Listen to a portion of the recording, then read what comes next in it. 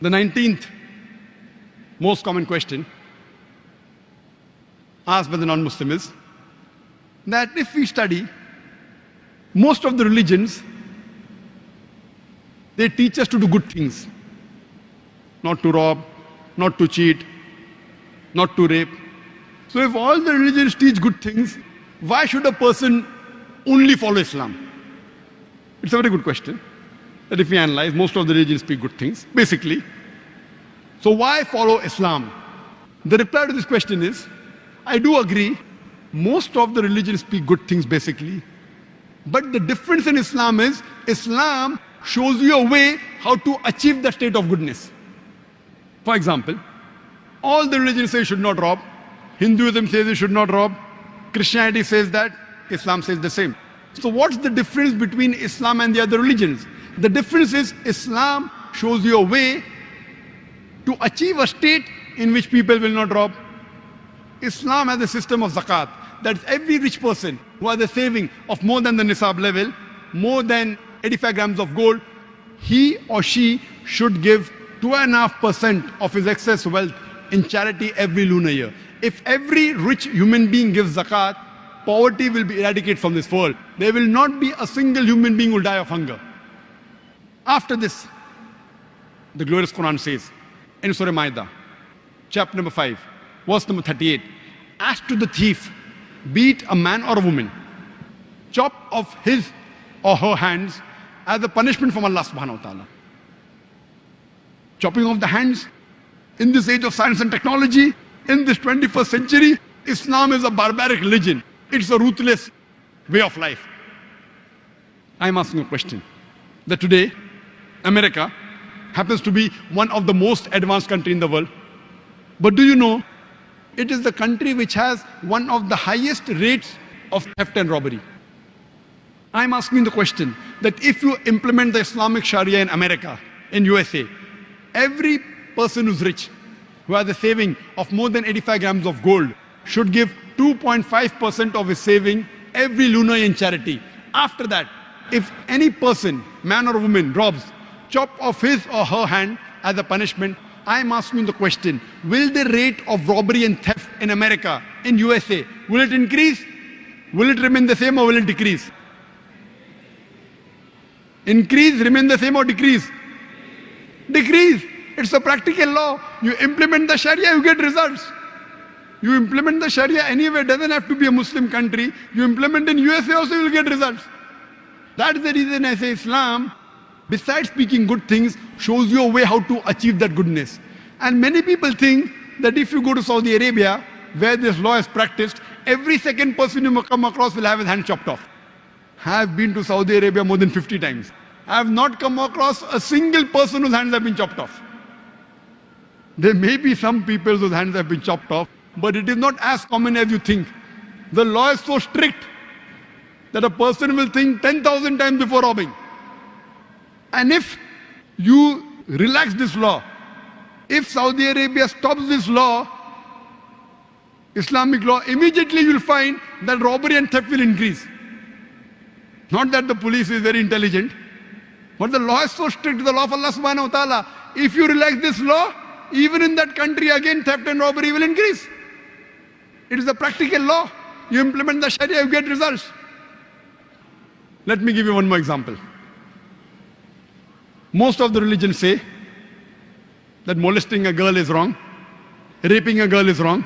Hinduism says that, Judaism says that, Christianity says that, Islam says the same. So what's the difference between Islam and the other religions? The difference is Islam shows you a way how to achieve a state in which people will not molest or rape any woman. Islam speaks about the system of hijab. Normally, you read books, you find orators, scholars talking about hijab for the woman, hijab for the woman. But Allah subhanahu wa ta'ala in the Quran first speaks about the hijab for the man and then for the woman. Allah says in the Quran in Surah Nur, chapter number 24, verse number 30, say to the believing man that he should lower his gaze and guard his modesty. Whenever a man looks at a woman, if any brazen thought, any unashamed thought comes, he should lower his gaze. Once there was a Muslim who was staring at a girl for a long time. I said, brother, what are you doing? It's haram in Islam. he told me, our beloved Prophet said, the first glance is forgiven, the second is prohibited. I have not completed half my glance. That does not mean you look at a woman for 10 minutes without blinking and saying, I have not completed my glance. What the Prophet meant was, if you unintentionally look at a woman, don't look at her again to feast on her beauty. The next verse speaks about the hijab for the woman. Allah says in the Quran in Surah Nur, chapter number 24, verse number 31, say to the believing woman that she should lower her gaze and guard her modesty, and display not her beauty except what appears ordinary of, and draw a head covering over her bosom, and display not her beauty except to her husband, her father, her son, and a list of mahram, the close relatives who she can't marry is given. The basic criteria for hijab as far as the extent is concerned is that for the woman, the complete body should be covered. The only part that can be seen are the face and the hands up to the wrist. And it's mentioned in the Quran, in Surah Ahzab, chapter number 33, verse number 59. Allah subhanahu wa ta'ala says, O Prophet, tell your wives and your daughters and the believing women that when they go abroad, they should put on the jilbab, they should put on the cloak, so that they shall be recognized and they will be prevented from being molested. Quran says, when the believing women, when they go abroad, they should put on the jilbab, the cloak, so that they shall be recognized and will prevent them from being molested. For example, if there are two twin sisters who are very beautiful, who are equally beautiful, and if they are walking down the streets of Dubai, maybe Jumeirah, and one twin sister, she is wearing the Islamic hijab, complete body covered, except for the face and hands up to the wrist, and the second twin sister, she is wearing the Western clothes, mini skirt or shorts or with a low neck. And if both of them are walking down the streets of Jumeirah, and if round the corner there is a hooligan ready to tease a girl, I am asking you a question, which girl will he tease? Will he tease the girl wearing the Islamic hijab, or will he tease the girl wearing the Western clothes, the mini skirts or short? Which girl will he tease? Which girl? The one wearing mini skirts or short? Quran rightly says that hijab has been prescribed to protect the woman, to prevent them from being molested.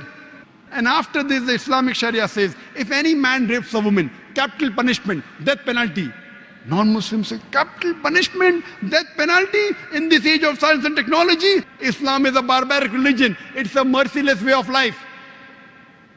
I ask these non-Muslims, and I say, that suppose, God forbid,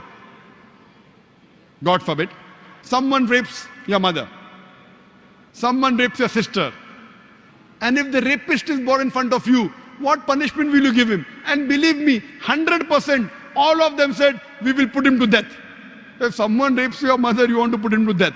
Somebody rapes somebody else's mother, you said death penalty is a barbaric law. Why these double standards?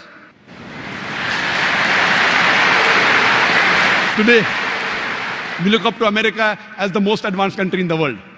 Do you know, according to statistics of USA, it is one of the countries which has the maximum rapes in the world. As I mentioned earlier, in 1990, according to FBI report, every day 1,756 cases of rape took place. If you see the other statistic, 1996, 6 years later, US Department of Justice, every day 2,713 cases of rape took place. Maybe the American got more bold. Every 32 seconds, one rape is taking place in USA. Every 32 seconds. I have given this lecture for the past 1 hour. Already more than 50 rapes may have taken place in America since the time I'm giving the lecture. And do you know, what do the statistics say? 1990 statistics say that in the full year, in 1990, 102,555 rapes took place. Only 16% were reported. Therefore, the exact number of cases you multiply by 6.25. You get the reply of 640,968 rapes took place. Per day divided by 365, 1,756. But the report continues. Out of the 16% that were reported, only 10% were arrested. That means 1.6% of the rapists were arrested. Out of those arrested, 50% were let free. That means only 0.8% underwent the trial. 50% were let free before the trial. That means 125 rapes you commit, the chances you'll undergo a trial is 1. Very good gamble. 125 girls you rape, and chances you get a punishment is 1. Who wouldn't like to try? And the statistics tell us that the judge says, first time he's committed rape, okay, give him only 1 year punishment. More than 50% get 1 year imprisonment, though the law says 7 years rigorous imprisonment. But the judge is lenient. First time he's done. 125 rapes. You get caught once, judge says first time, 50% of the cases, he says less than 1 year. I'm asking the question, if you implement the Islamic Sharia in USA, any man looks at a woman, any brazen, any unashamed thought comes, he should lower his gaze. After that, the woman, they should properly be covered, complete body covered except the face and the hands of the wrist can be seen. After that, if any man rapes a woman, capital punishment, death penalty. I'm asking the question, will the rate of rape in USA, will it increase? Will it remain the same or will it decrease? It will decrease. It's a practical law. You implement the Sharia and you get results. That's the reason one of the least rates of crime in any country in the world, it's in Saudi Arabia. Why? You implement the Sharia, you get results. That's the reason I say that Islam, besides speaking good things, it shows you a way how to achieve the good things. So the other religions are more theoretical. Islam is a practical religion. So practically, if you care for humanity, practically, if you really want the evil to be destroyed in this world, you have to accept Islam.